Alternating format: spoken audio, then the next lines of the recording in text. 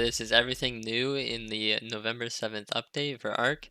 Now, there's a lot of new stuff, so let's get into it. The Mammoth has a bunch of new attacks right now, so you can do a left click attack that will just damage enemies and will also gather wood. Right click attack will grab onto enemies, and you can grab onto enemies like the crab, and you can hold them and then release them. Now if you press spacebar, there's a knockback. It does a foot slam. Left click gathers thatch, foot stomp, which is spacebar, gathers wood. 300 thatch. 480 wood. I'm on 3 times rates. Now as for the trunk grab. Let's grab the Oviraptor. Aim up. And you can chuck shit, which is kind of cool. But those are the main new things for the Mammoth, as well as this cool new appearance. Alright, now onto the Stegosaurus. Now this has 3 new modes, as well as the back plates change once you switch your mode. So you press mode. I switch my modes with the letter C on my keyboard. Now this is the same as my C spinning with Patera. So just try that button. There's the heavy plated, sharpened plate, and the hardened plate. The hardened plate applies a damage reduction and prevents the rider from being dismounted by enemies, and it also gets a wood harvesting benefit.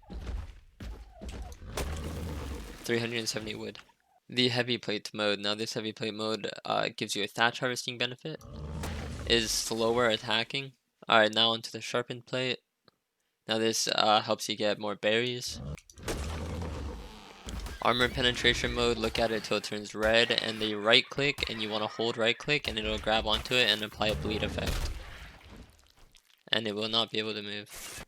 This can also impale and immobilize players, as well as smaller creatures, as you just saw.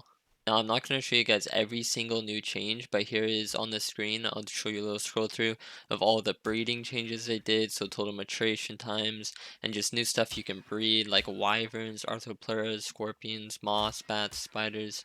So you can go ahead and pause if you want, but this is basically all the new changes to breeding and stuff like that. Alright, for this thing, they increased its base health by 33%, and they also increased its movement speed when ridden by 25%. So this thing is pretty quick now.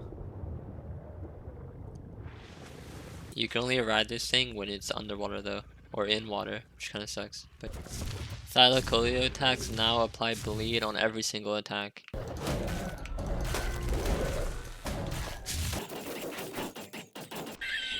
Reduced the gestation time of Megalodons, pack bonus, damage reduction, and damage increase per pack member within range, and they also added a bleed to its basic attack. Increased the Jerboa's base weight capacity from 55 to 120, so it now matches the Bulldog. Nice. For the Ankylo, they increased the weight reduction by 10% again, from a total of 75%, which was before, to 85%. Nice. You can now actually control the Doldic when you're running, when you are rolling. It is a very shit turn radius, but I mean, now you can turn, which is cool. The Basilisk now has eyes. Now, I didn't even notice it had no eyes, but it has eyes now. That's cool. Now, this next thing is actually really awesome. They added a full taming HUD. Now, to get to this taming HUD, you're going to want to open your inventory and go to this little taming list button. And now this is going to show you a list of all the creatures you're taming. Alright, say you're taming a bunch of Pateras and you don't know where they are, or like you're scared they're going to wake up. Just open your taming list. Now these are all of the tames I have knocked out. They're basically just Delos and one Parasaur. You can see their food, their health, unconsciousness level, taming percentage. You can hit track all. And now on the map, you will see all the dinos you knocked out, as well as where they are.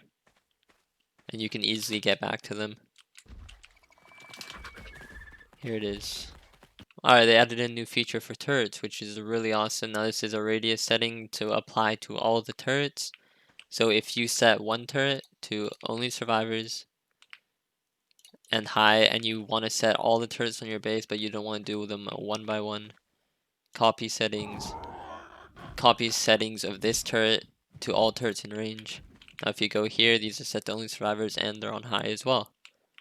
Now if you set this turret right here to have a certain pin code like 6666, and then you go here and say you pick a new one like only tamed creatures and a low range, you can now copy settings to all turrets in range with pin code, select the pin code from that turret.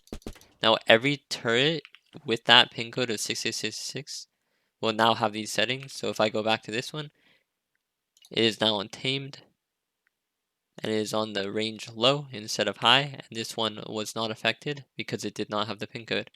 You can also set a pin code for all the turrets in range, copy settings, set pin code to all turrets in range, pick a pin code, and every single turret in range will have the same pin code. Another thing they had changed is the boss element reward. They increased the amount of element you get for killing the bosses. The island boss increased by 100, the center by 100, scorched earth increased by 50%.